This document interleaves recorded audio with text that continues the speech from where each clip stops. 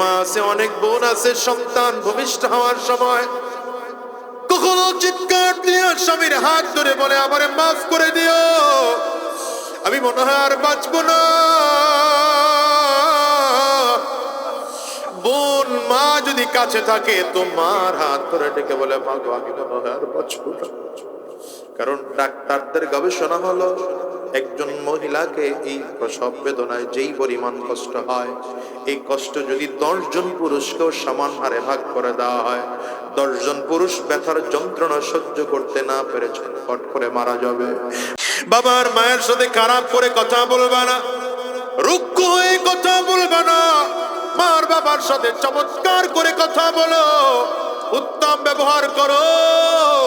এই জন্য পয়গম্বর বলেন, সাহাবী একজন এসে নবীজির কাছে প্রশ্ন করেন, মান আহাব্বু বিহুসনি সাহাবাতি ইয়া রাসূলুল্লাহ, হুজুর দুনিয়ার মধ্যে সবথেকে উত্তম ব্যবহার পাওয়ার যোগ্যতা কে রাখে? নবীজি প্রথমেই বললেন উম্মুকা, তোমার মা। নবীজির কাছে আবার প্রশ্ন করা হয় সুম্মা মান, তারপরে কে? নবী বলেন তোমার মা। সাহাবী আবার প্রশ্ন করেন তারপরে কে? নবী আবার বলেন তোমার মা। সাহাবী আবার প্রশ্ন করেন তারপরে কে? নবী বলেন তোমার বাবা। 3 বার মায়ের কথা কেন বলা হলো? বলে 3 বারে এমন মা কষ্ট করেছে যে কষ্টের সাথে বাবার কোনো শরিকাত ছিল না। যেমন মা একমাত্র সন্তান গর্ভে লালন পালন করেছে, গর্ভে ধারণ করেছে, 10 মাস 10 দিন পর্যন্ত মা সন্তানকে গর্ভের মধ্যে নিয়েছে। মাঝে মাঝে সন্তান নাড়াচাড়া দিয়ে উঠলো, ব্যথা মা সহ্য করতে না পারে মাটির মধ্যে বসে পড়েছে। এরপরেও কাউরে বুঝতে দেয় নাই। মা ওই সন্তান গর্ভে লইয়া 10 মাস 10 দিন পর্যন্ত ঘুমাইতে পারে না, ঠিক মতো পেট পড়ে খানা খাইতে পারে নাই।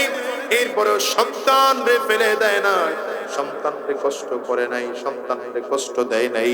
এই 10 মাস 10 দিন পরে যখন সন্তান জমিনে আসার সময় হলো, মায়ের এমন ব্যথা অনুভব হলো, মা বাঁচবে কিনা মা নিজে বলতে পারে না।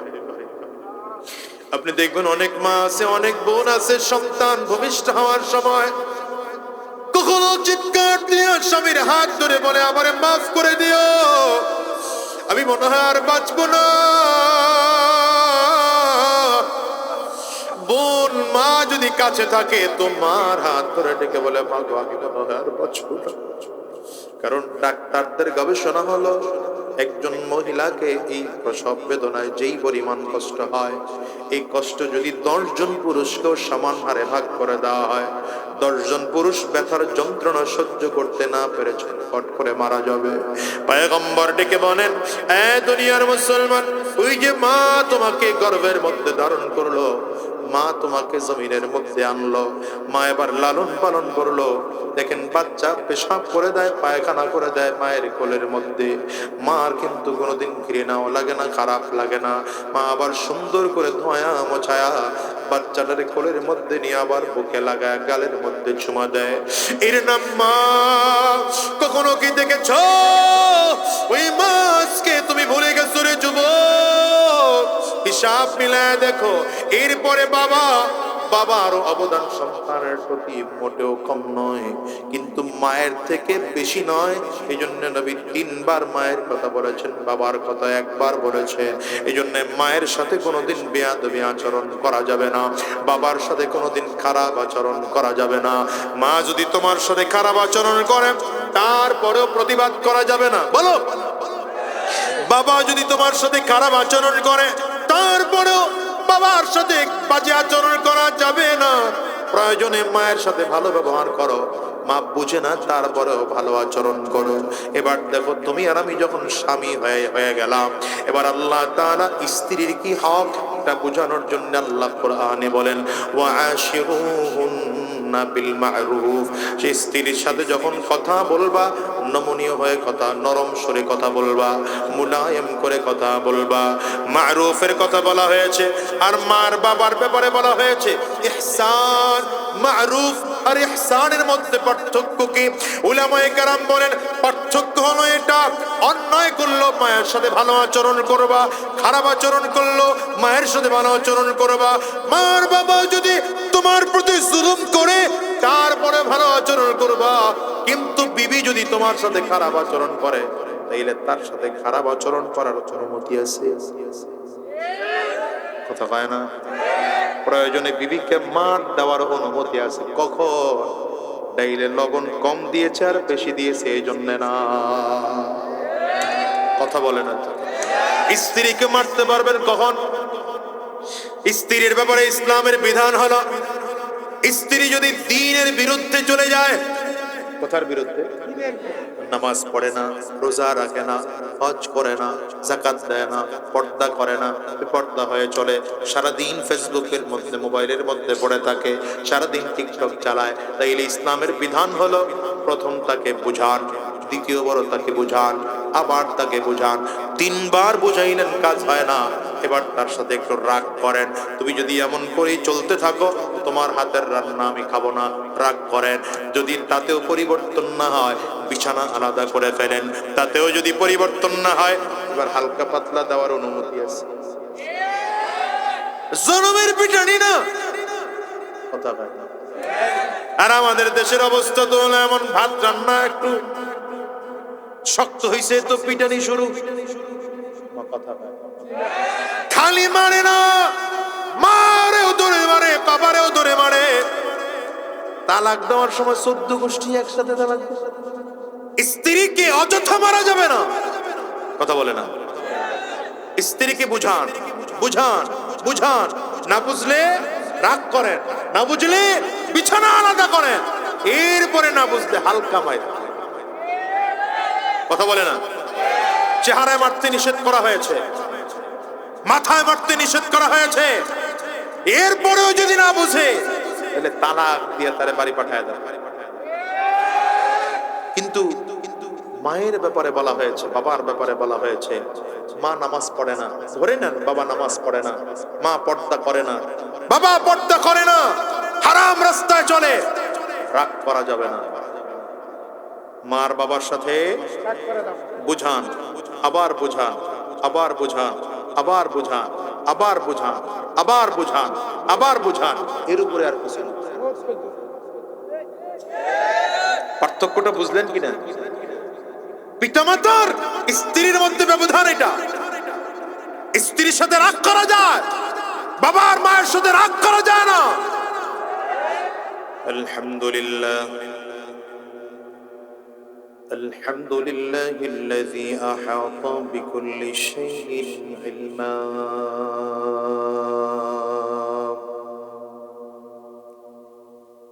وقضى بما يريد حكمة وحكما.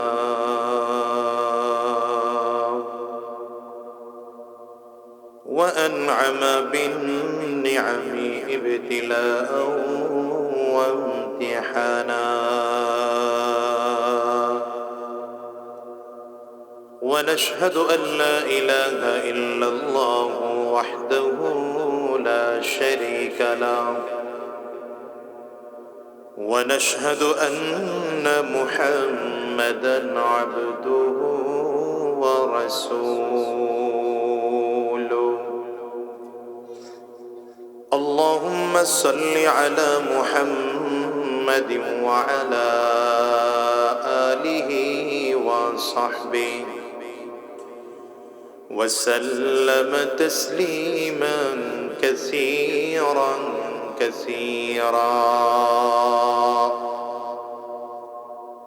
أما بعد فأعوذ بالله من الشيطان الرجيم. بسم الله الرحمن الرحيم. إن صلاتي ونسكي ومحياي ومماتي لله رب العالمين.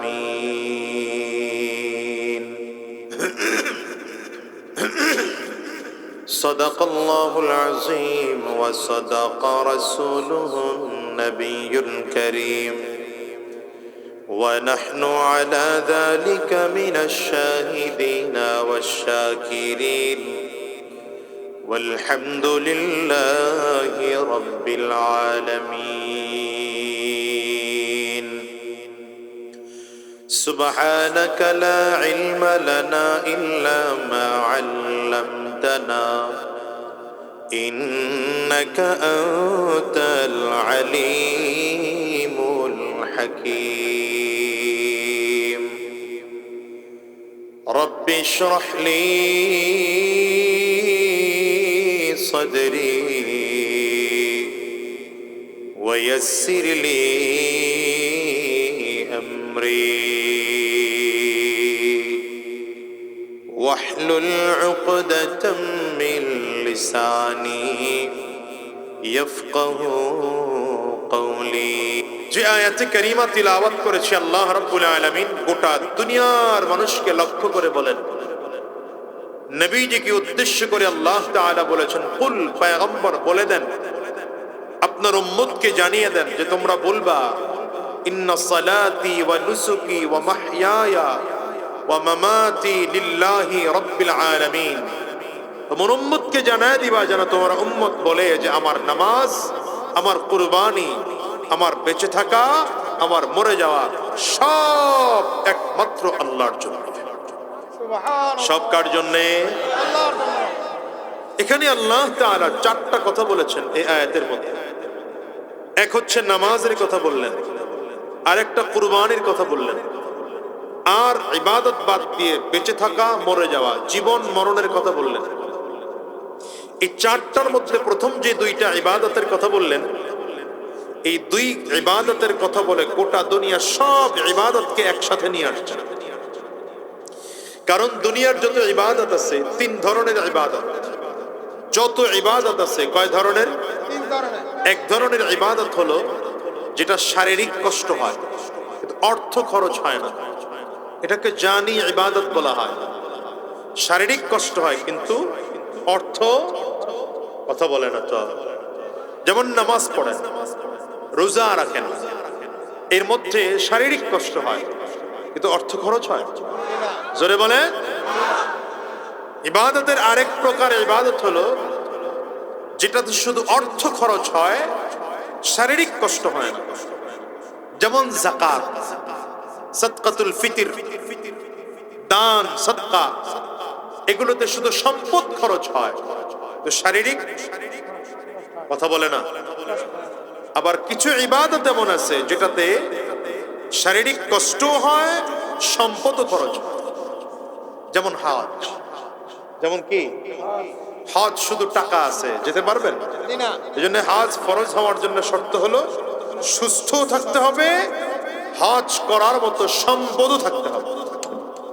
দুনিয়ার সব ইবাদত গুলো তিন ধরনের। কোনটা শারীরিক কষ্ট হয়, অর্থ খরচ হয় না। কোনটা শুধু অর্থ খরচ হয়, শারীরিক কষ্ট হয় না। কোনটা শুধুমাত্র শারীরিক কষ্টই না, বরঞ্চ অর্থও খরচ হয়। আল্লাহ তাআলা এখানে এই দুই ধরনের ইবাদত বলে সব ইবাদতকে এখানে নিয়ে আসছেন। আল্লাহ বলেছেন নামাজ, যেটা শারীরিক কষ্ট হয়, আর বলেছেন কুরবানি, যেখানে সম্পদ খরচ হয়। ঠিক না? এই জন্যে আল্লাহ তাআলা এই দুই কথা বলে সকল ইবাদত নিয়ে আসছেন। অর্থাৎ জীবনে যত ইবাদত করব সব ইবাদত হতে হবে কার জন্য? আল্লাহর জন্য। আল্লাহ বলেন একটা একটা করে ইবাদত কয়টা বলবা? নামাজ বলবা, রোজা বলবা, হজ বলবা, যাকাত বলবা, পর্দা বলবা, সত্য কথা বলবা, হালাল বলবা, হারাম থেকে বেঁচে থাকা বলবা, একটা একটা করে কত বলবা। এক কথায় বলে ফেলো, আমার বেঁচে থাকা, আমার মরে যাওয়া, আমি বাঁচবো সেটাও আল্লাহর জন্য, মরবো সেটাও আল্লাহর জন্য। ঠিক না? তাহলে এক কথা, আমার জীবনের সব ইবাদত, আমার জীবনের বেঁচে থাকা, আমার জীবনের মরে যাওয়া, এটাও হতে হবে কার জন্য বলেন? আল্লাহর জন্য। আমি বেঁচে আছি তো আল্লাহর জন্য, মরে যাব তো আল্লাহর জন্য। ঠিক না? সাবধান, শয়তানের জন্য মরবো না। ঠিক না? জালিমের জন্য মরবো না, গুন্ডার জন্য মরবো না, দুনিয়া কামানোর জন্য মরবো না। জীবন যদি দিতে হয় তো ইসলামের জন্য জীবন দেব। ঠিক না? একজন মানুষের গোটা জিন্দেগিটা চার ভাগে বিভক্ত। কয়টা? চার ভাগ। এক হলো ব্যক্তিগত জীবন, বলেন। এক হলো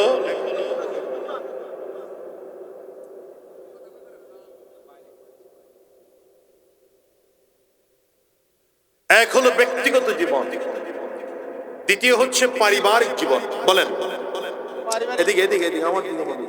এক হলো ব্যক্তিগত জীবন, দ্বিতীয় পারিবারিক জীবন, 3 নম্বর সামাজিক জীবন, 4 নম্বর রাষ্ট্রীয় জীবন।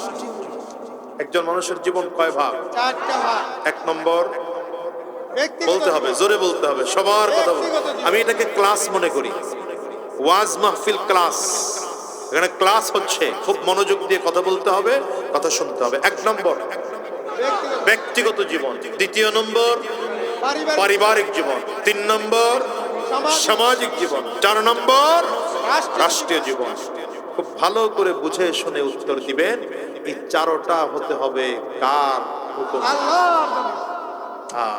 আমার ব্যক্তিগত জীবনও চলতে হবে আল্লাহর হুকুমে, নবীর তরিকায়। পারিবারিক জীবনও চালাতে হবে আল্লাহর হুকুমে, নবীজির তরিকায়। সামাজিক জীবনও চালাতে হবে আল্লাহর হুকুমে, নবীজির তরিকায়। রাষ্ট্রীয় জীবনও চালাতে হবে আল্লাহর হুকুমে, নবীজির তরিকায়। ঠিক না বেটি? এটা খুব ভালো করে বুঝেন। ব্যক্তিগত জীবন, ব্যক্তিগত জীবনে আমি আল্লাহর হুকুম কেমন করে মানব? 3টা বিষয় ক্লিয়ার তো ব্যক্তিগত জীবন ভালো। কয়টা বিষয়? 3টা বিষয়। বুঝতেছেন কথা? কার ব্যক্তিগত জীবন ভালো? যার 3টা জিনিস ভালো। 1 নম্বর যার ঈমান আছে। বলেন 1 নম্বর কি আছে? ঈমান। ঈমানটা কিন্তু ভেজাল মুক্ত হতে হবে, নির্ভেজাল হতে হবে। ভেজাল যুক্ত হওয়া যাবে না, বিদআত যুক্ত হওয়া যাবে না, শিরিক যুক্ত হওয়া যাবে না। ঈমান হতে হবে নির্ভেজাল। 2 নম্বর, শুধু ঈমান থাকলে হবে না, ইবাদত লাগবে। বলেন কি লাগবে? ইবাদত লাগবে। ঈমান আর ইবাদত, এরপরে কাজ হচ্ছে আখলাক ভালো করা, চরিত্রটা ভালো করা। আমাদের সমাজের সবথেকে বড় সমস্যা, এই বাংলাদেশের অধিকাংশ মানুষদের মধ্যে সবথেকে বড় সমস্যা, ঈমান যতটুকু আছে আলহামদুলিল্লাহ, খারাপ না একেবারে, আমল আখলাক মোটামুটি একেবারে খারাপ না। বলেন ব্যক্তিগত জীবন কার ভালো? যার 3টা জিনিস ভালো। বলেন যার 3টা জিনিস ঠিক আছে তার ব্যক্তিগত জীবন ভালো। 1 নম্বর যার ঈমান ঠিক আছে, 2 নম্বর যার আমল ঠিক আছে, 3 নম্বর যার আখলাক ঠিক আছে। চরিত্র এমন একটা ব্যাপার, যার চরিত্র ভালো সে জান্নাতি। যার চরিত্র ভালো, বলেন না, বলেন না, জান্নাতি। চরিত্র খারাপ তো জাহান্নাম। কথা বলেন। জি, এই যুবক যারা আছো খেয়াল করো, তোমার চরিত্র কেমন তুমি নিজে ভালো করে জানো। তোমার চরিত্র খারাপ, গোটা দুনিয়ায় তোমার কোনো মূল্যই নেই, পশুর মতো মূল্য। যেই যুবকের চরিত্র নেই, জীবনের কোনো মূল্য নেই। ঠিক না বেঠি? হ্যাঁ, ভালো করে মনে রাখবে, ভালো করে মনে রাখবা। চরিত্র ভালো, গোটা দুনিয়ার মানুষ। এই যে আমাদের দেশে চুরি, ডাকাতি, খুন, ছিনতাই, রাহাজানি, আমাদের যুবকদের অবস্থা, যুবকরা এখন মাদকে আসক্ত হয়ে গেছে। এদেশের যুবক বাবার মায়ের কথা শোনে না, দেশের যুবক হারাম রাস্তায় চলে, যুবক ইবতেজার হয়ে গেছে, যুবক লম্পট হয়ে গেছে। এর মূল কারণ যুবকের চরিত্র ভালো। এক তো হলো চরিত্র ভালো হবে এমন কোন সিস্টেম আমাদের দেশে নেই।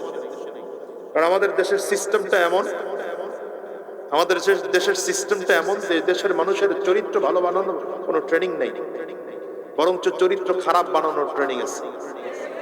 কি কথা বলে না? আমাদের কাছে দুনিয়াটাকে এমন ভাবে উপস্থাপন করা হয় যে চুল এই কি বলে মানে কালার করা এটা স্টাইল, প্যান্ট ছিঁড়া প্যান্ট পরা এটা স্টাইল। কথা বলে না কেন? কথাগুলো খুব খারাপ লাগতেছে কিন্তু এটা বাস্তব, এটা ওয়াজ। আপনাদের কাছে খারাপ লাগলেও এটা ওয়াজ। বুঝতেছেন? দেখেন রাসূলুল্লাহ সাল্লাল্লাহু আলাইহি ওয়াসাল্লাম আজ থেকে 1450 বছর আগের কথা বলছেন। 1450 বছর আগের যুগের কথা। যে যুগে ইন্টারনেট ছিল না, টেলিফোন ছিল না, ফ্যাক্স ছিল না, মোবাইল ছিল না, ফেসবুক ছিল না, ফেসবুক ছিল না। এখন তো যুবকদের মাশাআল্লাহ ফেসবুক আইডি না থাকলে যুবকই হয় না, সেলিব্রিটি ফেসবুক সেলিব্রিটি। কথা বলে না? সেই যুগটাকে আমরা সোনালী যুগ বলি কেন বলেন তো? আমার নবীর যুগটাকে সোনালী যুগ বলি কেন? অথচ আমার নবীর গোটা জিন্দেগি যদি খেয়াল করেন, নবী যে একটা ব্রিজ নির্মাণ করেছেন রেকর্ড পাওয়া যাবে না, কালভার্ট করেছেন রেকর্ড পাওয়া যাবে না, বিল্ডিং ঘর করেছেন রেকর্ড পাওয়া যাবে না, বরঞ্চ নবীজি সাহাবীদের বিল্ডিং দেখে কথা বন্ধ করে দিয়েছেন, সাহাবী বিল্ডিং ভেঙেছেন। কথা বলেন। এরপরও সেই যুগটা সোনালী যুগ কেন? সোনালী যুগ হওয়ার কারণ, একমাত্র কারণ, সেই যুগের প্রত্যেকটা মানুষ পৃথিবীর শ্রেষ্ঠ চরিত্রবান, শ্রেষ্ঠ আখলাক ওয়ালা মানুষ ছিলেন। আবু বকর সিদ্দিক রাদিয়াল্লাহু আনহু জীবনে একদিন মিথ্যা কথা বলেন নাই। আমার ফারুক রাদিয়াল্লাহু আনহু জীবনে মানুষের সাথে খারাপ আচরণ করেন নাই। উসমান বিন আফফান রাদিয়াল্লাহু আনহু রাষ্ট্র পরিচালনার দায়িত্বে ছিলেন। রাষ্ট্রের একটা সম্পদ, একটা কানাকড়ি ডানার বাম করেন নাই। হযরত আলী রাদিয়াল্লাহু আনহু দেশের কোন মানুষের প্রতি জুলুম করেন নাই। ঠিক না ঠিক বলেন? আর আপনি রেকর্ড দেখেন বাংলাদেশে মাশাআল্লাহ যারা বসলো এই পর্যন্ত ক্ষমতায়, বিশেষ করে এই কয়জন তো একেবারে আল্লাহর শুকর যে যারা পালাইলো। কে কইতে পারে নাই, আপনার খবরই নেই। এদেশ থেকে ২৮ লক্ষ কোটি টাকা বিদেশ পাচার হয়েছে। বলবেন হুজুর এটা আপনার কথা না, না এটা আমার কথা। আপনি বলবেন হুজুর এটা আপনার সাবজেক্ট না, আমি বলবো না এটা আমার সাবজেক্ট। আমি আলেমকে যদি দায়িত্ব দেওয়া হতো উন্মুক্ত করে, আজকের এই মাহফিল আপনাদের করার উচিত না। উচিত ছিল সরকার প্যান্ডেল করবে, আমার যাতায়াত খরচ সরকার দিবে, মাইকের ব্যবস্থা সরকার করবে, এই প্যান্ডেলের ব্যবস্থা সরকার করবে। আপনারা ফ্রিতে বসবেন, বয়ান শুনে দিনদার হয়ে চোখে পানি নিয়ে ফিরবেন। এটা উচিত ছিল। আমার দেশের সরকার করে না, জনপ্রতিনিধিরা করে না, এজন্য আমাদের ব্যক্তিগত আয়োজনে মাহফিল করতে হয়।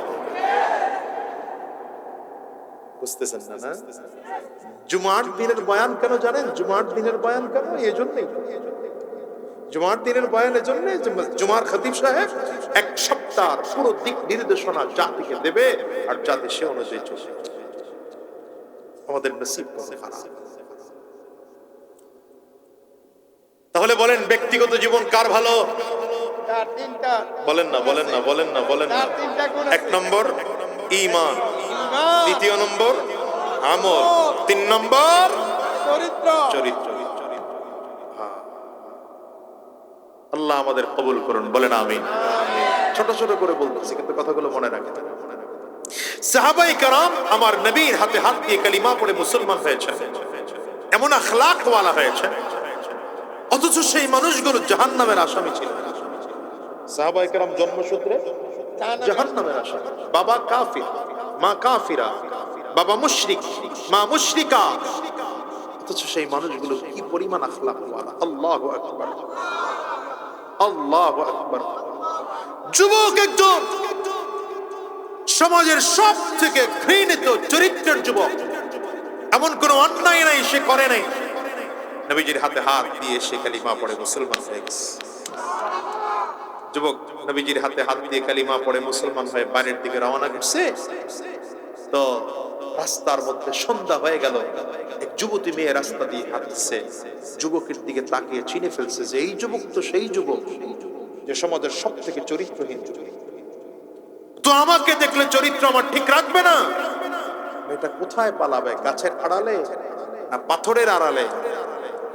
এই যুবক এখানে যারা আছে, তোমাকে কোনো মেয়ে যদি অনিরাপদ মনে করে, তোমার কারণে কোনো মেয়ে যদি ইফতিজিংয়ের শিকার হয়, তোমার কারণে কোনো মেয়ে যদি ধর্ষিতা হয়, ভালো করে মনে রাখবা, মুসলমান তো বহুত দূরের কথা, ইমানদার তো বহুত দূরের কথা, তুমি এখনো মানুষই হতে পারো না। তুমি এখনো মানুষ।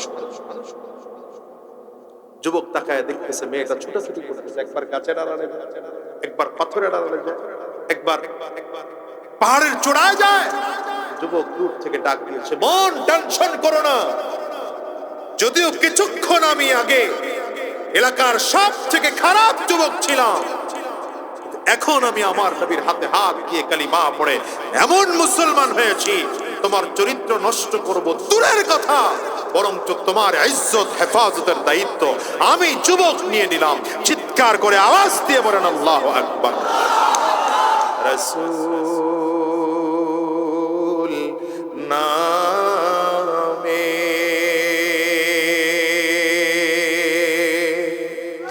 কে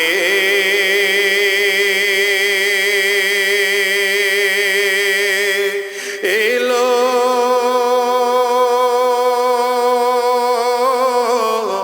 মদিনায়,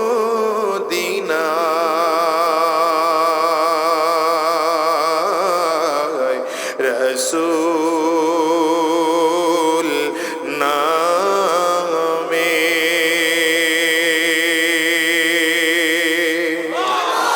রে আকাশের ওই চন্দ্র কেড়ে ওকে আল্লাহ দুনিয়ায়, রাসূল নামে। কষ্ট হয়, অসুবিধা হয়, গলেতে তসবির মালা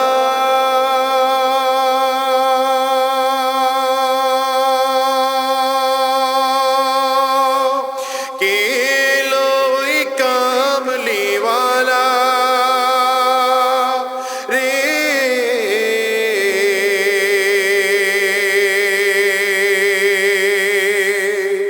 গলেতে তসবির মালা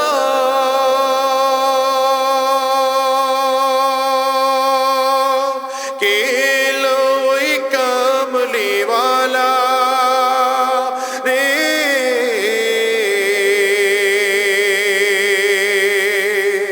রে আমার বুকের দরজা খোলা, তাকে ডেকে নিয়ে আয়, রাসূল নামে। বলো না, রাসূল নামে কে এলো মদিনায়, রাসূল। জবান খুলে রাসূল। এই দুনিয়ার মুসলমান সাহাবায়ে কেরাম ছিলেন আমার নবীর আদর্শে আদর্শবান। কার আদর্শ? আদর্শ জোরে চিল্লায় বলেন, কার আদর্শ? এজন্য রব্বে কারীম বড় চমৎকার করে বলেন, লাকাদ কানা লাকুম ফি রাসূলিল্লাহ, লাকাদ কানা লাকুম ফি রাসূলিল্লাহি উসওয়াতুন হাসানাহ। রব্বে কারীম ভিন্ন আয়াতের মধ্যে বলেন, ওয়া ইন্নাকা লাআলা খুলুকিন আযীম।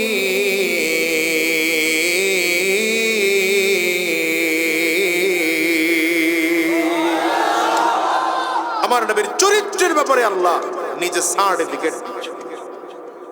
সুবহানাল্লাহ, জোরে বলা যায় না? নবীজির চরিত্রের সার্টিফিকেট কে দিচ্ছেন? আঙ্গুল উঁচা করে বলেন না, কে দিচ্ছেন বলো? আর আমার নবীর চরিত্রবান হয়ে সাহাবায়ে কারাম এমন দামি মানুষ হয়েছেন, জমিনে থাকা অবস্থায় জান্নাতের সার্টিফিকেট দিচ্ছেন। চিন্তা করতে পারেন, যেমন নবী, যেই নবীর ছাত্র হলে আরে দুনিয়াতে থাকা অবস্থায় জান্নাতের সার্টিফিকেট পাওয়া যায়। ছাত্র কেমন দামি, উস্তাদ কেমন দামি। আল্লাহু আকবার, কেমন আখলাক ওয়ালা তারা। হযরত ওমর 10 বছরের বেশি রাষ্ট্র চালিয়েছেন। কত বছর? আমিরুল মুমিনিন ছিলেন, খলিফাতুল মুসলিমিন ছিলেন, অর্ধ পৃথিবীর শাসক ছিলেন। মাথা কিন্তু অলরেডি নিচের দিকে চলে গেছে 2-4 জনের। হবে না, এভাবে হবে না। আমি এভাবে আলোচনা করতে পারি না। ওই একজন আল্লাহর বান্দা ঘুমাই গেছে। নাড়াচাড়া দিয়ে বসেন মিয়া। প্রয়োজনে কথা একদম কম বলবো। এই তো আমার টার্গেট ছিল 11টা, 11:15, এত হয়ে গেছে কাছাকাছি। আর 25-30 মিনিট আছেন তো ইনশাআল্লাহ। মোটামুটি কাছায় নিয়ে আসছি গুছায়। ভাইরা, হযরত ওমর কত বছর রাষ্ট্র পরিচালনা করেছেন? 10 বছরেরও বেশি। একটা দুর্নীতির মামলা আছে। না, বুঝতে বললেন কেন? জোরে বলেন। বরঞ্চ হযরত ওমর ওনার ক্ষমতার মাঝামাঝি সময়কালে সিরিয়ার এক সফরে গিয়েছেন। কোথায়? সিরিয়া। সফর সঙ্গী হয়েছেন হযরত উসমান বিন আফফান রাদিয়াল্লাহু আনহু এবং আলী ইবনে আবি তালিব রাদিয়াল্লাহু আনহু। সফর সঙ্গী কত দামি, হ্যাঁ? আর আমাদের সফর সঙ্গী মাশাআল্লাহ যুবকরা কক্সবাজার ঘুরতে যায়। কথা কও নাকি? প্রথমেই কুমিল্লা শহরে উঠা 4 প্যাকেট আগরবাতি লাগে। আমি এর চেয়ে খারাপ নামটা বলতে পারলাম না, কারণ কক্সবাজার গিয়ে দাম বেশি হবে, এজন্য এখান থেকে লয়ে লইছি। যুবক, আমি তোমারে বুঝাতে পারলাম না। তুমি আজকে আমার কথাগুলোর মূল্য তোমার কাছে নাই। এটা বাস্তব। আমার কথাগুলো হেসে উড়িয়ে দাও তুমি। তুমি মরলে বুঝবা যে আমার কথাগুলোর দাম কি ছিল। আলেমদের কথার মূল্য কি ছিল, মরলে বুঝবা দাম কি ছিল। দুনিয়াতে বাঁচবা অনেক দিন, খুব গ্যারান্টি আছে বলো? আমার যুবকরা বলো, মুরব্বীরা বললেন না, যুবকরা বলো। আমি এখানে যুবকদের সংখ্যা আলহামদুলিল্লাহ বেশি দেখতে পাচ্ছি, এজন্য বলছি। বলো যুবক, দুনিয়াতে অনেক দিন বাঁচবা? ওসমান হাদিরও তো স্বপ্ন ছিল। ওসমান হাদিরও স্বপ্ন ছিল দুনিয়ায় অনেক দিন বেঁচে থাকবো, এই জাতিকে স্বচ্ছ রাজনীতি উপহার দেব, ঢাকার 1 আসনের এমপি হব। ছিল না তার স্বপ্ন? বলো তো, তিনি চলে গেছে। দেখো তো তোমার আমার বরণটুকু হাদির মতো হবে? তোমার আমার কাছে তো মনে হয় সে মরে গেছে, কিন্তু পরিস্থিতি বিবেচনা করলে দেখা যায় শুধু আল্লাহর কাছে শাহাদাতের মর্যাদা নিয়ে উঠেছে। তোমার মরণ কেমন হবে বলো তো? বলো তো। কত মানুষ কাবার চত্বরে মারা যায়, কাবা তাওয়াফ করতেছে মারা যায়। কত মানুষ মদিনাতে গিয়ে মরে, কত মানুষ নবীজির জান্নাতুল বাকির মধ্যে কবর জিয়ারত করতে গিয়ে মারা যায়, রিয়াজুল জান্নাহ নামাজ পড়তে গিয়ে মারা যায়। আবার কত কপাল পোড়ার মরণ মদের বারের মধ্যে হয়, আড্ডাবাজি করতে গিয়ে হয়, ডাকাতি করতে গিয়ে হয়। কি ঠিক না বেটি? আবু সাইদও মরছে, মুগ্ধও মরেছে, আর ফ্যাসিস্টের পক্ষ নিতে গিয়া দেশের প্রশাসনও মরছে। দুইটার মূল্য এক।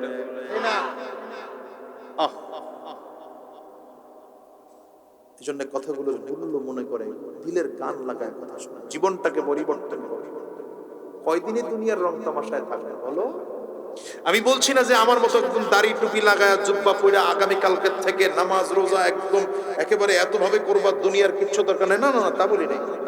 কিন্তু তুমি মুসলমান হও, তোমার চরিত্রটা ভালো বানাও, নামাজ 5 ওয়াক্ত পড়ো। মাথায় টুপি রাখতে পারলা না, রাখো নাই, ঠিক আছে। সুন্নতি পোশাক আমার মতো পড়তে পারো নাই, ঠিক আছে, বাদ দাও। তো তুমি যে মানুষ, তুমি যে মুসলমান, এই পরিচয় তো তোমার কাছে পাওয়া যায়। রাগ করতেছেন? আমি জানি আপনাদের আমার কথাগুলো শুনে খুব রাগ হচ্ছে, হোক, তারপরেও কথা আমাকে বলতে হবে। মুসলমান শাসক কেমন ছিল দেখো। হযরত ওমর রওনা করেছেন সিরিয়ায়, হযরত ওমরের একটা দামি অভ্যাস ছিল, রাতের অন্ধকারে একা একা ঘুরে ঘুরে গিয়া মানুষদের খোঁজ খবর নিত। এটা নবীজির অভ্যাস ছিল। কার অভ্যাস ছিল? নবীজি সাল্লাল্লাহু আলাইহি ওয়াসাল্লাম। এই জন্য সাহাবীরা ওইটা পাইছে। হযরত আবু বকর সিদ্দিক এটা পেয়েছেন। এখন তো কথা বড় হয়ে যাইতেছে, বলবো? বলেন। মদিনাতে একজন মহিলা, অসহায় অন্ধ মহিলা, বৃদ্ধা মানুষ, হযরত ওমর রাদিয়াল্লাহু আনহু খবর পেয়েছেন।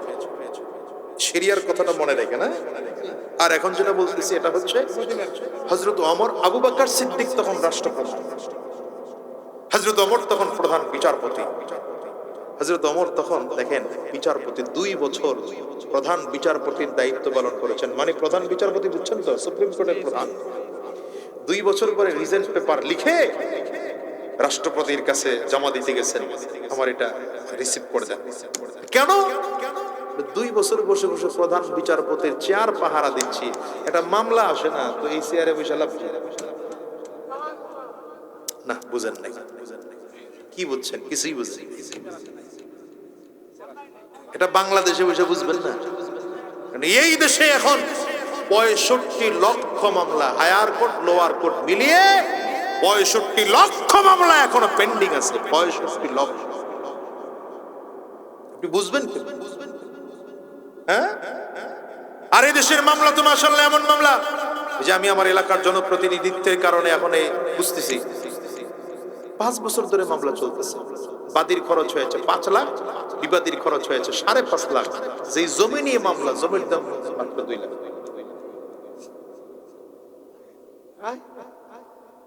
আপনাদের এলাকায় নাই এমন? আছে।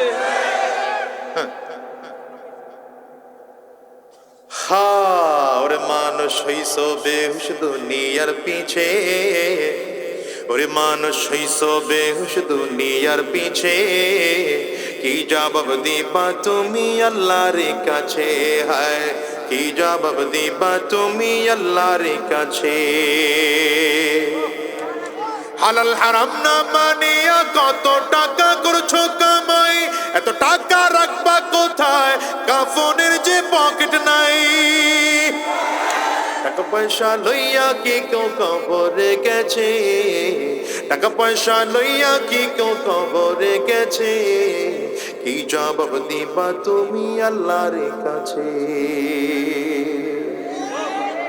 হযরত ওমর কই গেছেন? মদিনায়। মদিনার কথা বলতেছে। শরিয়াতটা পড়ে। অন্ধ মহিলা, বৃদ্ধ মহিলার খবর পেয়েছে।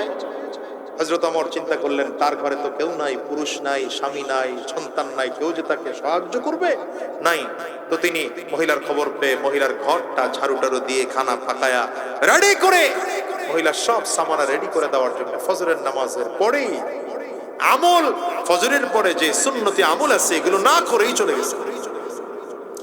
ফজরের নামাজের পরে মহিলার ঘরে ঢুকায় তাকায় দেখেন, যেদিকেই দেখতেছেন সেদিকে দেখেন ঘরটা গুছানো আছে, ঘরটা ঝাড়ু দেওয়া, খানা পাকানো আছে, কলসের মধ্যে, আপনাদের দেশে কি বলে, কলসি বলে, কলসের মধ্যে পানি ভরাট করা আছে, মহিলার বিছানাটা ঝাড়ু দেওয়া আছে। হযরত ওমর ডেকে বললেন, মা এই কাজটা কে করেছে? বলে, তোমার আগে একজন এসে সমস্ত ঘর আমার গুছায় দিয়ে চলে গেছে। হযরত ওমরের মনে টেনশন, ঘটনা কে করলো এটা? পরের দিন ফজরের নামাজের আগে আজান হলেই সাথে সাথে রওনা করেছে, আগে মহিলার ঘরটা গুছাবো, এরপরে নামাজ পড়তে যাব। তাকায় দেখে আজকেও ঘর গুছানো। সুবহানাল্লাহ, জোর নাই। তাকায় দেখে আজকেও ঘর। ডেকে বললেন, মা আজকে কে গুছিয়ে দিয়ে গেল? বলে, তোমার আগে একজন গুছিয়ে দিয়ে চলে গেছে। হযরত ওমর চিন্তা করলেন, আগামীকাল আরো আগে আসবো। তারাও মানুষ, তুমিও মানুষ। প্রধান বিচারপতির কথা বলছি, যার কথা বলছি তিনি প্রধান বিচারপতি। বুঝো বুঝো তুমি। আর আমাগর প্রধান বিচারপতি কলা পাতায় ঘুমায়। আফসোস জাতির, দুঃখ জাতির জন্য। ঘর পুরলে ছাই পাওয়া যায়, কপাল পুরলে ছাই পাওয়া যায় না মিয়া। জাতির কপাল পুড়ে গেছে, জাতির কপাল ভালো হবে না। এজন্য বলেছি সম্মিলিতভাবে আগামীর বাংলাদেশটা সন্ত্রাস মুক্ত, দুর্নীতি মুক্ত, চাঁদাবাজ মুক্ত, শয়তান মুক্ত, স্বৈরাচার মুক্ত করার জন্য একসাথে নামতে হবে ইনশাআল্লাহ। পরিবর্তনের সময় যেহেতু এসেছে, চূড়ান্ত পরিবর্তন করতে হবে। ঠিকের পাওয়ারে তো ভালো মনে হয় না, জোরে বলেন। হযরত ওমর রাদিয়াল্লাহু আনহু চলে গেলেন। পরের দিন রাত্রিবেলা আজকে তাহাজ্জুদ নামাজের সময় গিয়ে মহিলার বাড়িতে উঠছেন। ঘরের সামনে তাকায় দেখেন মা আজকেও যেন কে আগে সুন্দর করে এসে সব গোছায় রেখেছে, ঘর পরিষ্কার করে রাখছে। হযরত ওমর ডেকে বললেন, মা আজকে কেউ এসেছিল? বলে হ্যাঁ, তোমার আগে কেউ একজন এসে ঘর গুছিয়ে দিয়ে চলে গেল। হযরত ওমরের মনের মধ্যে টেনশন, কে এত বারবার আসে? আমি ফজরের পরেই আসলাম, আমার আগে কেউ এসে গুছায় দিয়ে চলে গেল। আজান হলে আসলাম, চা আয়েশা পাইলাম না। তাহাজ্জুদের সময় আসলাম, তাও দেখলাম ঘর গুছায় চলে গেল। হযরত ওমরের টেনশনে ঘুম নাই। পরের দিন টেনশন করছেন, চিন্তা করছেন আজকে নামাজ পড়ে বাসায় যাব না।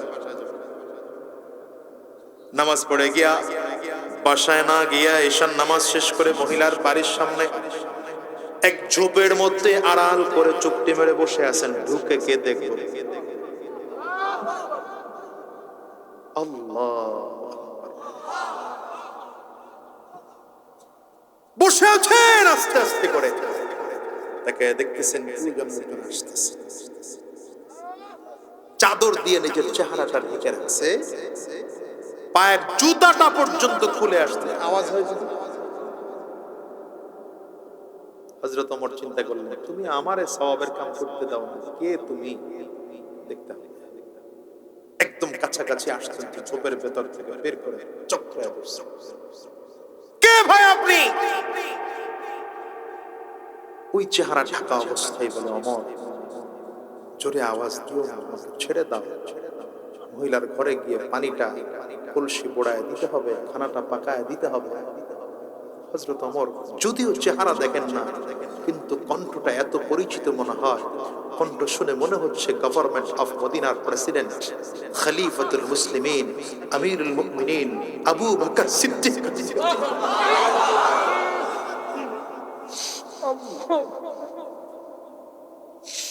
আল্লাহ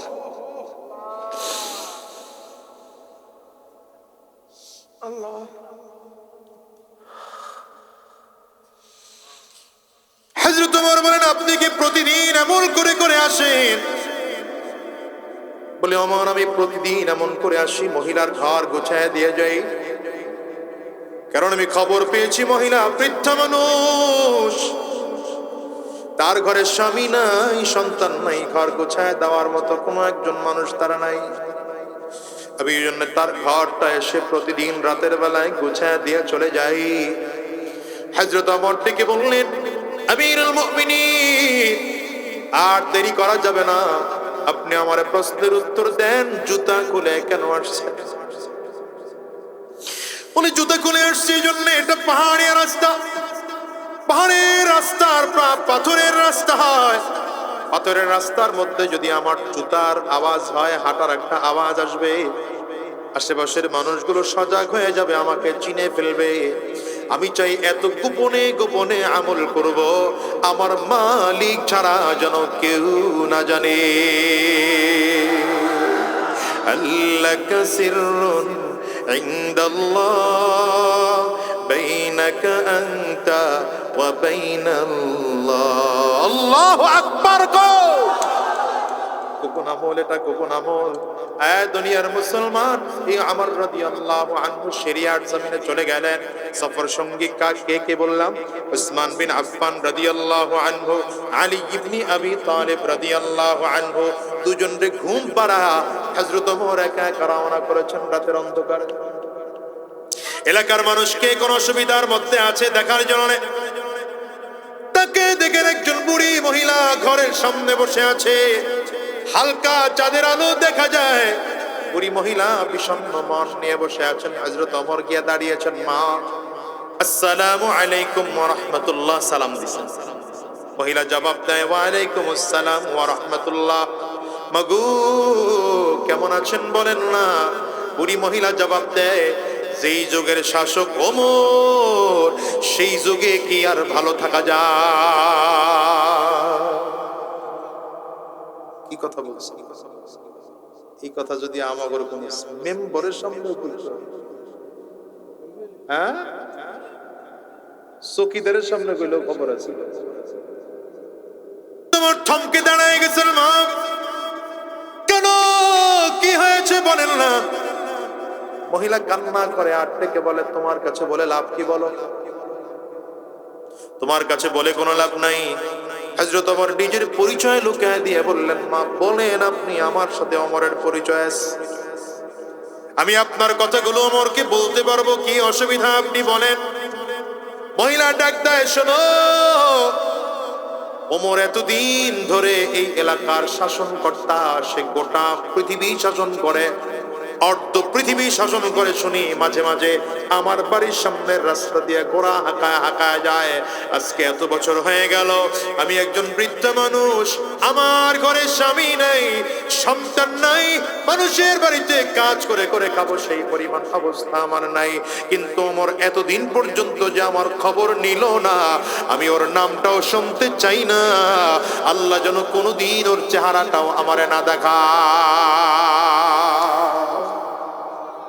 হযরত ওমরের চোখ দিয়ে পানি বের হওয়া শুরু হয়েছে। মহিলার পায়ের কাছে বসে পড়ছেন, নতজানু হয়ে পড়ছেন, ডেকে বললেন, মাগো আমি যদি ওমরের পক্ষ থেকে আপনার জীবনের সব দুঃখগুলো কিনতে চাই, আপনি বিক্রি করবেন নাকি? মহিলা ধাবক দিয়ে বলেন, বেটা দুঃখ বিক্রি হয়? বলে, মা যদি আপনি আপনার দুঃখগুলো বিক্রি করেন তাইলে আমি আপনাকে 5 দিরহাম দেব। শর্ত হলো 5 দিরহামের বিনিময়ে ওমর থেকে আপনি অভিযোগগুলো উঠায় নেবেন। মহিলা বলে, বিক্রি হবে না। 10 দিরহাম দেব, হবে না। 15 দিরহাম দেব, হবে না। 20 দিরহাম দেব। এক এক দিরহাম মানে বুঝেন, এই যুগের প্রায় 1 ভরি সোয়া ভরি স্বর্ণ, এক এক দিরহাম। 20 ভরির কথা শুনে মহিলার দিল নরম হয়ে গেছে। এতগুলো টাকা পাবো, তাইলে তো কমানো যায়। যুবক শর্ত দিয়েছে, শর্ত হলো ওমরকে মাফ করে দিয়েছেন, এমনকি আল্লাহর আদালতে ওমরকে দাঁড় করাবেন না, এটা ওয়াদা করতে হবে। যদি এই ওয়াদা করেন তাইলে আমি 20 দিরহাম দেব। কথাবার্তা কমপ্লিট। হযরত ওমর পকেটের মধ্যে হাত ঢুকিয়েছেন, দিরহাম বের করবেন। এই অবস্থায় হযরত উসমান আর আলী রাদিয়াল্লাহু আনহুমা খুঁজতে বের হয়েছেন, আমিরুল মুমিনিন কই? খুঁজে খুঁজে খুঁজে এসে দেখেন মহিলার সামনে হাঁটু ভাঁজ করে নতজানু হয়ে বসে আছে। দূর থেকে হযরত আলী রাদিয়াল্লাহু আনহু ডাক দিলেন, ইয়া আমিরুল মুমিনিন, হে আমিরুল মুমিনিন বলে ডাক দিয়েছেন। দেখেন আমাদের এলাকায় হঠাৎ করে যদি বলা হয় প্রধান উপদেষ্টা মহোদয়, বললেই লাভ দিয়ে উঠবো না? তার মানে প্রধান উপদেষ্টা মহোদয় বললেই কার কথা আসবে? কথা বলে না, ডক্টর মোহাম্মদ ইউনূস সাহেবের কথা আসবে, কারণ তিনি এখন দেশের প্রধান। কথা বলেন। আমিরুল মুমিনিন বলেছে মানে হলো আর কেউ নয়, সে তো ওমর। মহিলা বসা থেকে এক চোটে লাফ দিয়ে দাঁড়ায়। হযরত আলী রাদিয়াল্লাহু আনহু তো তার মহিলা চিনে নাই, কোথায় সিরিয়া আর কোথায় মদিনা। হ্যাঁ, আল্লাহু আকবার। হযরত আলী রাদিয়াল্লাহু আনহুর দিকে লক্ষ্য করে, তুই বাসা দিয়ে কি করবি? এই বিচ্ছি ভয়, ভালো করে ভয়। ঘড়িতে কয়টা বাজে এটা দিয়ে তোমার কাম? এখন 11টা বাজতে 5 মিনিট বাকি আছে, ভয় থাকবে। হযরত ওমর রাদিয়াল্লাহু আনহু মহিলার সামনে বসা, মহিলা লাফ দিয়ে দাঁড়ায় গেছে, এই এখানে আমিরুল মুমিনিন কে? হযরত আলী রাদিয়াল্লাহু আনহু বলেন, মা ওই যে আপনার পায়ের কাছে বসা যেই মানুষটা মাথা নিচু করে আছে, সে কেউ না, শেখ খলিফাতুল মুসলিমিন আমিরুল মুমিনিন গভর্নমেন্ট অফ মদিনা অর্থ পৃথিবীর শাসক আমার আপনার পায়ের কাছে বসে আছে।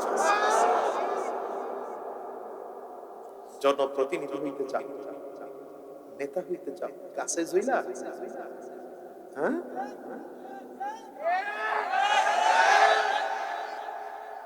আমি আমার আলোচনায় মাঝে মাঝে বলি গাছে ঝুলে নয়, নেতা যদি হতে চাও জনগণের কলিজায় ঝুলো, কলিজায় ঝুলো। বেশি সাধ্য নেই, 10 কেজি চাউলের একটা বস্তা কিনে পলিথিনে করে একদিন অসহায় এক মানুষের বাড়িতে রাতের অন্ধকারে চলে যায়, গিয়ে মুরব্বীর হাতটা এমন করে ধরে বলো, মুরব্বী আমি বেশি আনতে পারি না, আমার সাধ্য ছিল 10 কেজি চাউল কিনা, এটা দিলাম একা একা, আপনি কাউরে বললেন না। ওই মানুষ আপনাকে জীবনে কোনোদিন ভুলবে না। ভোটের আগের রাত্রে 1000 টাকার নোট না দিয়ে এই কাজ করবে। কথা বলেন না কেন? এদেশের জনগণের অভ্যাসও খারাপ হয়ে গেছে। ভোটের দিন আসলে খালি নেতাদের পিছনে পিছনে ঘুরে ওখানে ক্যাম্পেইন করে 500, এখানে করে 500, ওখানে করে 300, আর সবাইরই ভোট দেয়।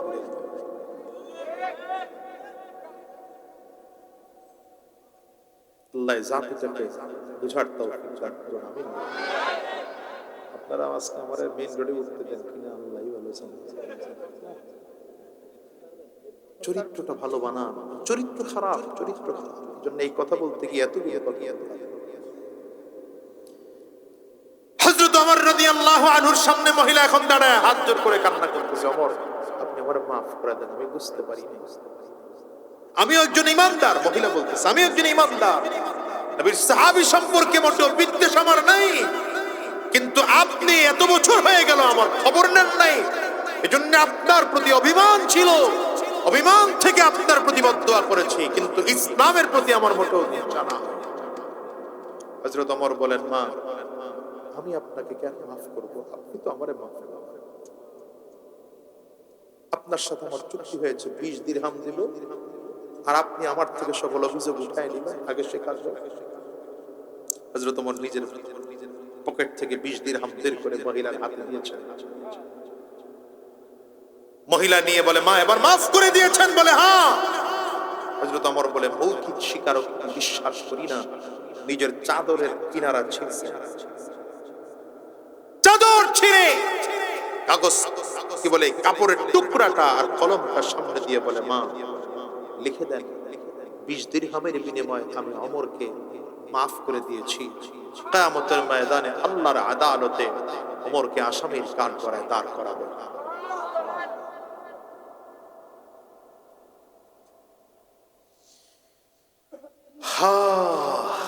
কি দিয়ে বুঝাই আপনারা, কি বললে আপনারা বুঝবেন আমি জানি না, কেমন ভাবে কথা বললে আপনারা বুঝবেন জানি না। এজন্য আল্লাহ তাআলা বলেন, লাকাদ কানা লাকুম ফি রাসূলিল্লাহি উসওয়াতুন হাসানা, লাকাদ কানা লাকুম ফি রাসূলিল্লাহি উসওয়াতুন হাসানা। রব বারবার করে বলেন, ওয়া ইন্নাকা লাআলা খুলুকিন আযীম।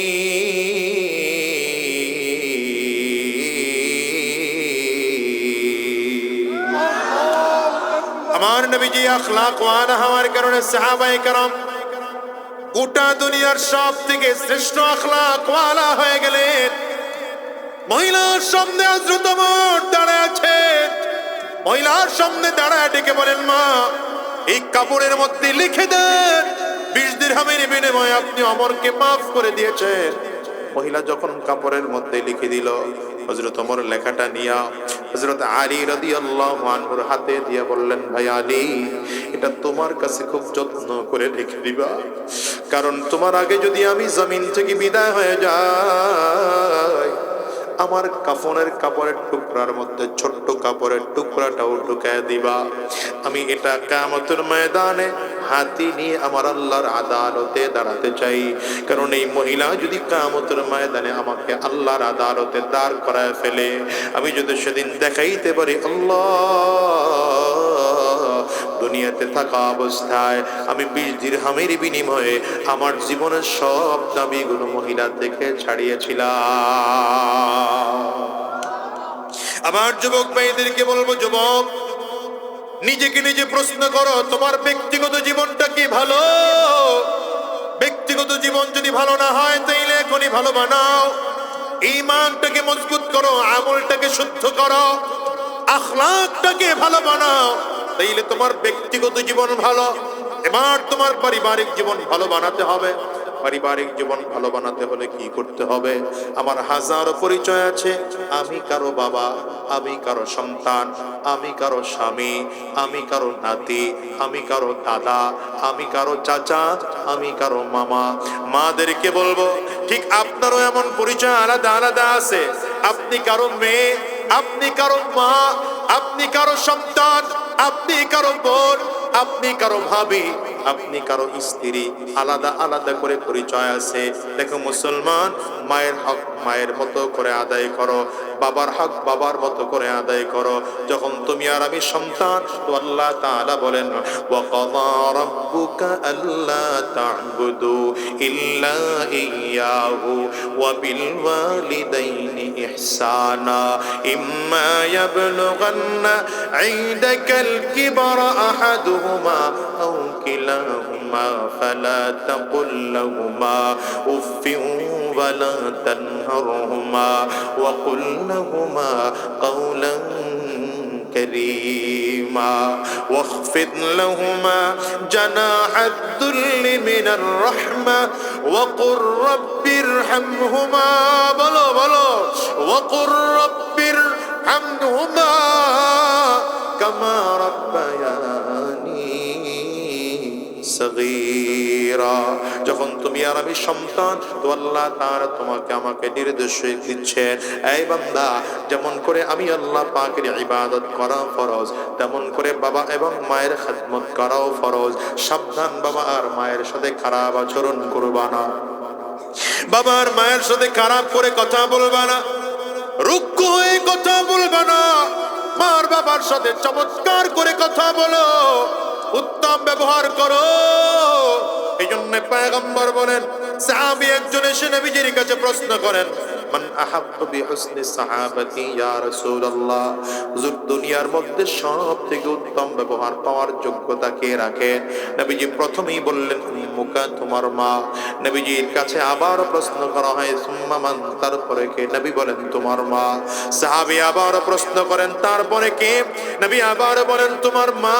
সাহাবী আবার প্রশ্ন করেন, তারপরে কে? নবী বলেন, তোমার বাবা। তিনবার মায়ের কথা কেন বলা হলো?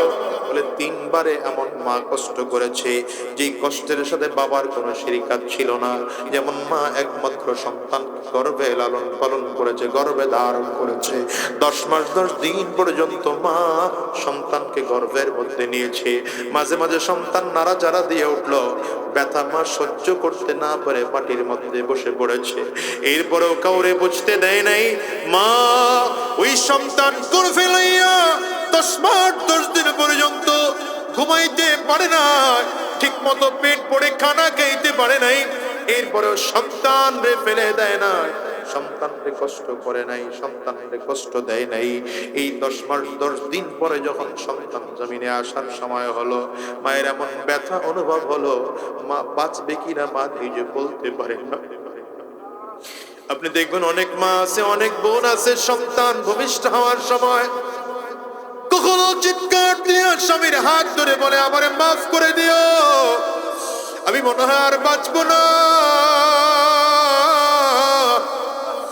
বোন, মা যদি কাছে থাকে তো মার হাত ধরে ডেকে বলে, মা গো, আমি মনে হয় আর বাঁচবো না।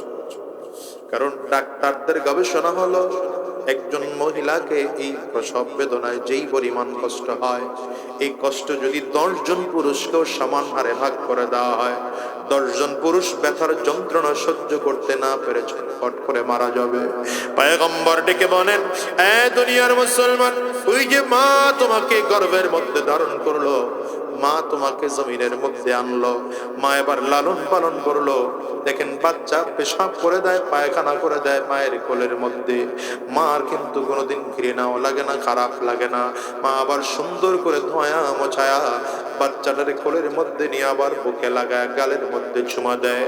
এর নাম মা। কখনো কি দেখেছ ওই মাছকে তুমি ভুলে গেছো রে যুবক? হিসাব মিলায় দেখো। এরপরে বাবার অবদান সন্তানের প্রতি মোটেও কম নয়, কিন্তু মায়ের থেকে বেশি নয়। এই জন্য নবী 3 বার মায়ের কথা বলেছেন, বাবার কথা 1 বার বলেছেন। এই জন্য মায়ের সাথে কোনোদিন বেয়াদবি আচরণ করা যাবে না, বাবার সাথে কোনোদিন খারাপ আচরণ করা যাবে না। মা যদি তোমার সাথে খারাপ আচরণ করে তারপরেও প্রতিবাদ করা যাবে না। বলো, বাবা যদি তোমার সাথে খারাপ আচরণ করে তারপরেও বাবার সাথে বাজে আচরণ করা যাবে না। প্রয়োজনে মায়ের সাথে ভালো ব্যবহার করো, মা বুঝে না তারপরেও ভালো আচরণ করো। এবার দেখো, তুমি আর আমি যখন স্বামী হয়ে গেলাম, এবার আল্লাহ তাআলা স্ত্রীর কি হক এটা বোঝানোর জন্য আল্লাহ কোরআনে বলেন ওয়াশিরুহুন্না বিল মা'রুফ। সেই স্ত্রীর সাথে যখন কথা বলবা নমনীয় হয়ে কথা, নরম সুরে কথা বলবা, মুলায়েম করে কথা বলবা। মা'রুফের কথা বলা হয়েছে, আর মার বাবার ব্যাপারে বলা হয়েছে ইহসান। মা'রুফ আর ইহসানের মধ্যে পার্থক্য কি? উলামায়ে কেরাম বলেন পার্থক্য হলো এটা, অন্যায় করলো মায়ের সাথে ভালো আচরণ করবা, খারাপ আচরণ করলো মায়ের সাথে ভালো আচরণ করবা। মার বাবা যদি তোমার প্রতি জুলুম করে তারপরে ভালো আচরণ করবা, কিন্তু বিবি যদি তোমার সাথে খারাপ আচরণ করে তাইলে তার সাথে খারাপ আচরণ করার অনুমতি আছে। কথা কয় না? প্রয়োজনে বিবিকে মার দেওয়ার অনুমতি আছে। কখন? ডাইলে লবণ কম দিয়েছে আর বেশি দিয়েছে এই জন্য না। কথা বলে না। স্ত্রীকে মারতে পারবেন কখন? স্ত্রীর ব্যাপারে ইসলামের বিধান হলো, স্ত্রী যদি দ্বীনের বিরুদ্ধে চলে যায়। কথার বিরুদ্ধে? নামাজ পড়ে না, রোজা রাখে না, হজ করে না, যাকাত দেয় না, পর্দা করে না, বেপর্দা হয়ে চলে, সারাদিন ফেসবুকের মধ্যে মোবাইলের মধ্যে পড়ে থাকে, সারাদিন টিকটক চালায়, তাইলে ইসলামের বিধান হলো প্রথম তাকে বুঝান, দ্বিতীয়বার তাকে বুঝান, আবার তাকে বুঝান। 3 বার বুঝাইলেন কাজ হয় না, এবার তার সাথে একটু রাগ করেন। তুমি যদি এমন করেই চলতে থাকো তোমার হাতের রান্না আমি খাবো না, রাগ করেন। যদি তাতেও পরিবর্তন না হয় বিছানা আলাদা করে ফেলেন, তাতেও যদি পরিবর্তন না হয় এবার হালকা পাতলা দেওয়ার অনুমতি আছে। জনমের পিটানি না। কথা হয় না। আর আমাদের দেশের অবস্থা তো হলো এমন, ভাত রান্না একটু শক্ত হইছে তো পিটানি শুরু। কথা হয়। খালি মারে না, মারেও ধরে মারে, বাবারেও ধরে মারে। তালাক দেওয়ার সময় 14 গোষ্ঠী একসাথে তালাক দেয়। স্ত্রীকে অযথা মারা যাবে না। কথা বলে না। স্ত্রীকে বুঝান, বুঝান, বুঝান। না বুঝলে রাগ করেন, না বুঝলে বিছানা আলাদা করেন, এরপরে না বুঝলে হালকা মাইর। কথা বলে না। চেহারায় মারতে নিষেধ করা হয়েছে, মাথায় মারতে নিষেধ করা হয়েছে, এরপরেও যদি না বুঝে তাহলে তালাক দিয়ে তারে বাড়ি পাঠায় দেয়। কিন্তু মায়ের ব্যাপারে বলা হয়েছে, বাবার ব্যাপারে বলা হয়েছে মা নামাজ পড়ে না, ধরে নেন বাবা নামাজ পড়ে না, মা পর্দা করে না, বাবা পর্দা করে না, হারাম রাস্তায় চলে, রাগ করা যাবে না। মার বাবার সাথে বুঝান, আবার বুঝান, আবার বুঝান, আবার বুঝান, আবার বুঝান, আবার বুঝান, আবার বুঝান, এর উপরে আর কিছু না। পার্থক্যটা বুঝলেন কিনা?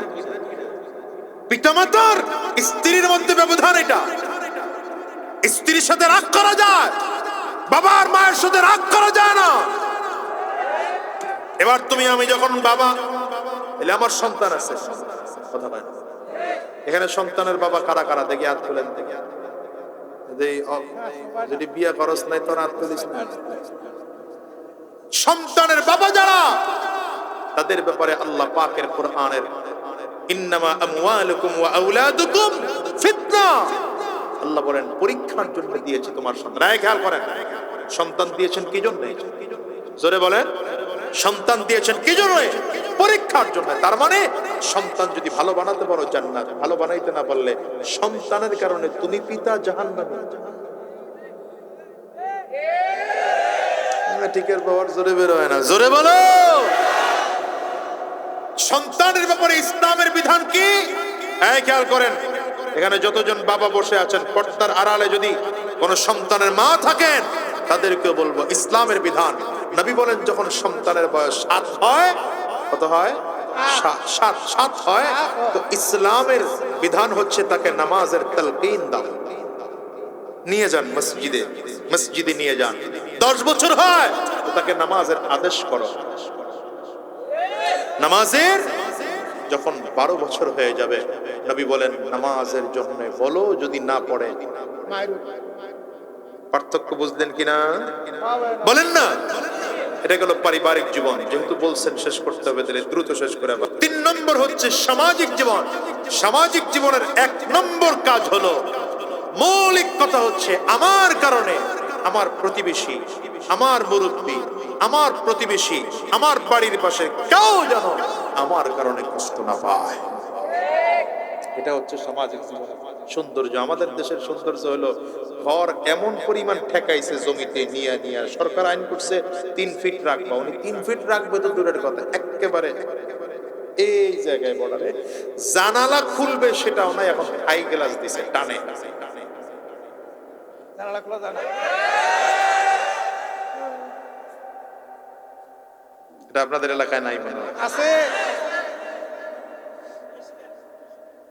ক্ষেতের মধ্যে যায় তো মাশাআল্লাহ, ওই যে কোদাল দিয়া দিয়া আইলটারে সুন্দর করে ছাঁচে, জমিন ছাঁচে। আপনি প্রতিবেশীর সাথে ভালো আচরণ করতে পারেন নাই, আপনি সামাজিক জীবনে ভালো না। সামাজিক জীবনে ভালো হতে হলে 1 নম্বর প্রতিবেশীর সাথে ভালো আচরণ করতে হবে। বলেন কার সাথে ভালো আচরণ করতে হবে? আরো কিছু আছে, সময় কমের জন্য অত বাড়াইলাম না, শেষ চলে আসি। রাষ্ট্রীয় জীবন। রাষ্ট্রীয় জীবনে 2টা দিক। কয় দিক? এক হচ্ছে জনগণ, আর এক হচ্ছে জনপ্রতিনিধি। কয়টা দিক? এক হচ্ছে জনগণ, আরেক বলে না তো, জনগণ আরেক জনপ্রতিনিধি। জনগণের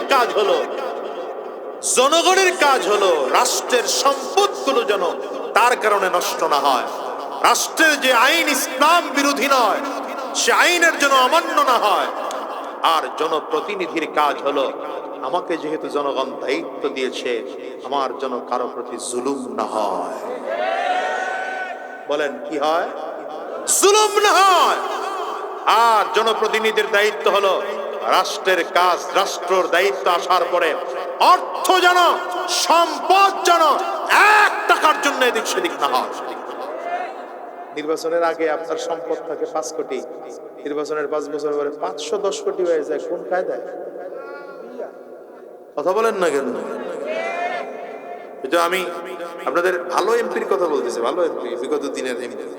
নাম বলবো না, আপনারা নাম বললে অনেকে চিনবেন। একজন খেলোয়াড় ছিল, আপনারাই ভালো বলছেন, আমি কই নাই। হ্যাঁ, তিনি না না না না, নাম বলার দরকার নেই, ওই খেলোয়াড় না, ভিন্ন খেলোয়াড়। তিনি প্রথম হলফনামায় উল্লেখ করেছেন তার জমি সম্পত্তির পরিমাণ 9 কোটি। পরবর্তী 5 বছরে এতে তিনি সম্পত্তির পরিমাণ দেখিয়েছেন 510 কোটি।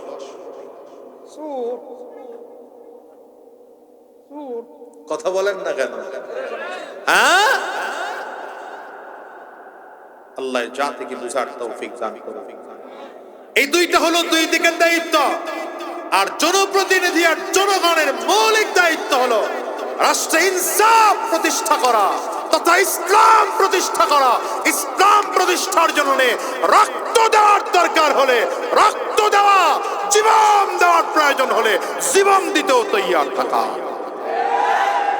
আপনারা কি প্রস্তুত আছেন? আগামীর বাংলাদেশ ইসলামের বাংলাদেশ হবে। আসতে বলেন কেন? আগামীর বাংলাদেশ চাই কোরআন সুন্নাহর বাংলাদেশ হবে। আগামীর বাংলাদেশ ইনসাফের বাংলাদেশ হবে।